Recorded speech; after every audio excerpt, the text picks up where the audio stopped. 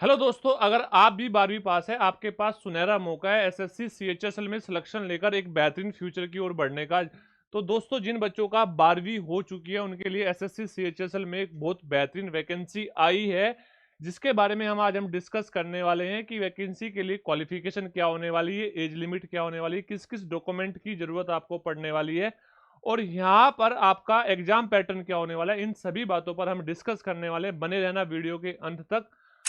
सबसे पहले हम बात करते हैं कि जो बच्चे जिन्होंने 12वीं कर ली है और 12वीं का एग्जाम का रिजल्ट आ चुका है, उन बच्चों के लिए ये एप्लीकेबल है। अब सबसे पहले मैं बता दूंगा यहाँ पर जो आपकी इंपॉर्टेंट डेट्स है वो क्या है। अब सबसे पहले इंपॉर्टेंट डेट ये है कि आपका 23 जून से 18 जुलाई तक आपके फॉर्म भरे जाएंगे। उसके बाद में यहाँ पर जो पेमेंट की लास्ट डेट है वो आपकी है 19 जुलाई 2025। अगर आप कोई करेक्शन करने चाहते हो, करेक्शन के लिए विंडो ओपन होगी आपकी 23 जुलाई से 24 जुलाई के बीच में। अगर यहाँ पर हम बात करें इसका टीयर 1 की, दो टीयर होते हैं, एक फर्स्ट और एक सेकंड। जो सेकंड टीयर होता है उसके बेस पर कट ऑफ लगती है। टीयर 1 क्वालिफाई होता है। जो टीयर 1 की डेट की बात करें, ये टीयर 1 की डेट है आपकी 8 सितंबर से 18 सितंबर, यानी कि लगभग 11 दिन। अब मैं यहाँ पे बात करता हूँ इसका टीयर 2 का जो शेड्यूल डेट है वो आपकी फरवरी मार्च 2026 होगा। ये 25 गलत गलत मेंशन है। अब बात करते हैं कि यहाँ पे सबसे बड़ी चीज जो आपके लिए मोटिवेशन होगा कि सैलरी। सैलरी कितनी होगी सर? सैलरी के बारे में बहुत बच्चे पूछते हैं कि सर सैलरी कितनी होगी, सैलरी कितनी होगी। सबसे इंपॉर्टेंट यही है कि आपको सरकार सैलरी कितनी देने वाली है। देखो, यहाँ पर एक पोस्ट होती है एलडीसी, लोअर डिविजनल क्लर्क जिसको बोलते हैं, और दूसरी पोस्ट होती है जूनियर सेक्रेटरीट असिस्टेंट जेएस। जो इनका पे लेवल होता है वो सेकंड पे लेवल होता है और इनकी सैलरी 19,900 से 63,200 के बीच में होती है। ये बेसिक पे होता है, ठीक है ना, कि बेसिक पे 19,000 कितना 900। अगर मैं बात करूं जो दूसरी पोस्ट है यहाँ पर डाटा एंट्री ऑपरेटर में, डीईओ में, यहाँ पर दो लेवल होंगे। एक पे लेवल 4 होगा जिसकी जो सैलरी बनने वाली है आपकी 25,500 बेसिक पे से यहाँ पर कितना 81,100 रुपए तक जाएगी। और यहाँ पे जो लेवल 5 है इसमें क्या होगा 29,200 से यहाँ पे कितनी हो जाएगी बेटा आपकी 92,300 हो जाएगी। और जो डाटा एंट्री ऑपरेटर है, डाटा एंट्री ऑपरेटर में ए ग्रेड ए में जो पे लेवल है वो 4 पे लेवल होने वाला है। यानी कि यहाँ पर एक बहुत बेहतरीन सैलरी होने वाली है, बहुत जबरदस्त सैलरी होने वाली है। आपको मैं बता दूं, अगर आप एलडीसी में सीएचएसएल में आप सिलेक्शन लेते हो तो यहाँ पे आपके पास 5 दिन ही ड्यूटी करनी पड़ेगी। 2 दिन का आपको ऑफ होने वाला है, शनिवार रविवार, और आपकी फिक्स ड्यूटी होने वाली है 8 घंटे। ऑफिशियल वर्क होगा स्टेट में, आपके किसी भी डिस्ट्रिक्ट में बेहतरीन से ऑफिस में आपकी ड्यूटी होगी। बहुत अच्छा आपको काम मिलेगा, आपके फ्यूचर की अपॉर्चुनिटी जबरदस्त होगी यहाँ पर। तो आइए बात करते हैं आगे की। अब हम बात करते हैं यहाँ पे नंबर ऑफ वैकेंसीज। जो नंबर ऑफ वैकेंसी यहाँ पे टेंटेटिव वैकेंसी दी है वो दी है कितना 3,131। मैं उम्मीद रखता हूँ ये वैकेंसी बढ़ेंगी और ये पक्का बढ़ेंगी। आप बोलोगे सर क्यों बढ़ेगी, कैसे बढ़ेगी? बेटा ऐसा होता है कि जब बच्चे सीएचएसएल में भी सिलेक्शन लेते हैं और सीजीएल में भी सिलेक्शन लेते हैं तो वो बच्चे सीजीएल को ज्वाइन कर लेते हैं, सीएचएसएल को छोड़ देते हैं। अब यहाँ पे जो पिछली वैकेंसी गई थी उसमें बहुत सारे बच्चे ने ऐसे ही किया होगा क्योंकि सीजीएल का रिजल्ट सीएचएसएल के बाद में आया था। तो वहां पे बहुत सारे बच्चे, जो आपका टॉप रैंक 1 भी था उसने भी क्या किया, सीएचएसएल में भी हुआ, सीजीएल में भी हुआ, सीएचएसएल छोड़ दी, सीजीएल ज्वाइन कर ली। तो ये वैकेंसी आपकी टेंटेटिव वैकेंसी है। ये उम्मीद की जा रही है कि बढ़ेगी पक्का। ये आपकी 4,000 भी हो सकती है, ज्यादा भी हो सकती है, मे बी 4,000 से कम हो, लेकिन ये कंफर्म है काफी वैकेंसी है। आपकी एज लिमिट जो है वो आपकी 1/1/2026 से काउंट की जाएगी, 1/1/2026 से काउंट की जाएगी।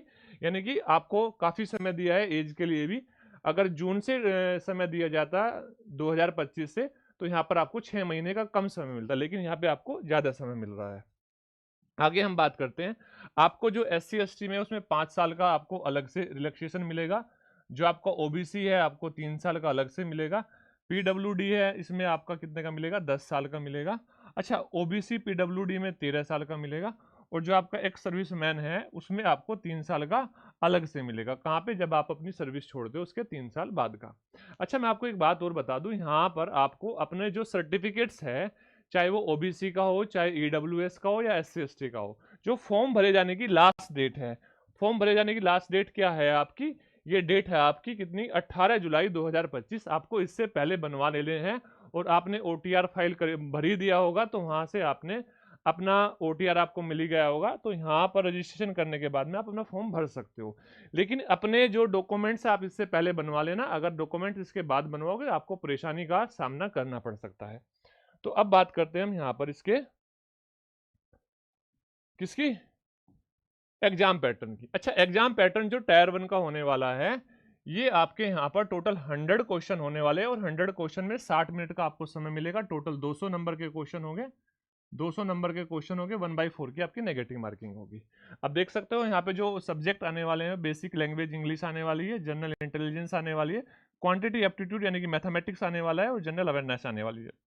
अब यहाँ पे टोटल 25 क्वेश्चन, एक क्वेश्चन 2 नंबर का, टोटल 200 क्वेश्चन, यानी कि एक सब्जेक्ट में 50 नंबर, तो टोटल 200 नंबर का आपका पेपर होगा। ये क्वालिफाइंग नेचर का होगा, यानी कि आपके इसके मार्क्स जो है मेंस में नहीं जुड़ने वाले हैं। अब बात करते हैं मेंस की। मेंस भी सेम पैटर्न का होता है। यहाँ पर बस इतना सा ध्यान रखना है कि जो मेंस में 2 सेक्शन होते हैं, जो सेक्शन 1 और सेक्शन 2। जो सेक्शन 1 होता है उसमें मैथमेटिक्स और रीजनिंग आती है, यानी कि टोटल 30 क्वेश्चन मैथमेटिक्स के आएंगे, 30 क्वेश्चन रीजनिंग के आएंगे, टोटल 60 क्वेश्चन होंगे, 60 मिनट का समय होगा और नंबर होंगे 180। एक क्वेश्चन 3 नंबर का होगा। और जो सेक्शन सेकंड होता है वो इंग्लिश का और जनरल अवेयरनेस का होता है। यहाँ पे इंग्लिश के 20 क्वेश्चन होंगे, सॉरी इंग्लिश के 40 क्वेश्चन होंगे, जनरल अवेयरनेस के 20 क्वेश्चन होंगे, टोटल 60 क्वेश्चन 180 नंबर के। यहाँ भी आपको 1 घंटे का समय मिलने वाला है। और जो सेक्शन 3 होता है वो आपका कंप्यूटर का होता है। कंप्यूटर का कितना होगा बेटा, यहाँ पर कंप्यूटर का आपके क्वालिफाइंग मार्क्स होंगे, यानी कि आपको कंप्यूटर में पास होना जरूरी होता है। अगर आप कंप्यूटर में फेल हो गए वहां पे पास हुए, आपके वहां पे कितने भी नंबर हो, कंप्यूटर में फेल हो गए तो आप फेल हो, तो यानी कि आपको कंप्यूटर में भी पास होना जरूरी है। उसके बाद में जो सेक्शन 4 होता है, यहाँ पे आपका स्किल टेस्ट होता है। DO के लिए होता है 15 मिनट में, आपके 15 मिनट होंगे। यहाँ पर 15 मिनट में आपको जो भी आपको एक पैराग्राफ दिया होगा वो टाइप करना पड़ेगा।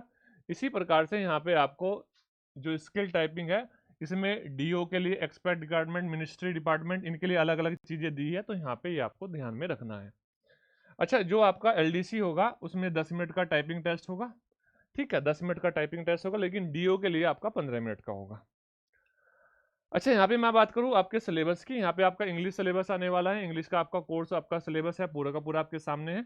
यहाँ पे इसी प्रकार से आपका जनरल इंटेलिजेंस का सिलेबस आपके सामने है और यहाँ पे आपका मैथमेटिक्स का पूरा क्वांटिटी एप्टीट्यूड का सिलेबस आपके सामने है। इसमें क्वांटिटी एप्टीट्यूड में अर्थमेटिक और एडवांस मैथ दोनों आएंगे, नंबर सिस्टम भी आएगा, बेसिक मैथ भी आएगा, सब कुछ आपका आने वाला है। ठीक है, ध्यान से बात को समझना। अच्छा, ये आपका जनरल अवेयरनेस का होगा। अच्छा, मैं उम्मीद रखता हूँ सभी बच्चों को चीज़ें समझ में आएगी। अगर किसी बच्चे का कोई भी डाउट है तो वो कमेंट सेक्शन में जरूर बताइए, मैं उसका रिप्लाई जरूर करूंगा। और हाँ, तो अभी से आप तैयारी में लग जाओ, क्योंकि आपके पास समय नहीं है। अभी से अगर आप तैयारी करोगे तो सिलेक्शन ले पाओगे। सुनहरा मौका है, बार बार नहीं आता है। अभी आपको प्रूव करना है कि हम भी कर सकते हैं, तो डरने की कोई जरूरत नहीं है। अभी से फॉर्म भरो और तैयारी करने स्टार्ट कर दो। तो मिलते हैं हम नेक्स्ट वीडियो में, तब तक के लिए जय हिंद, जय भारत।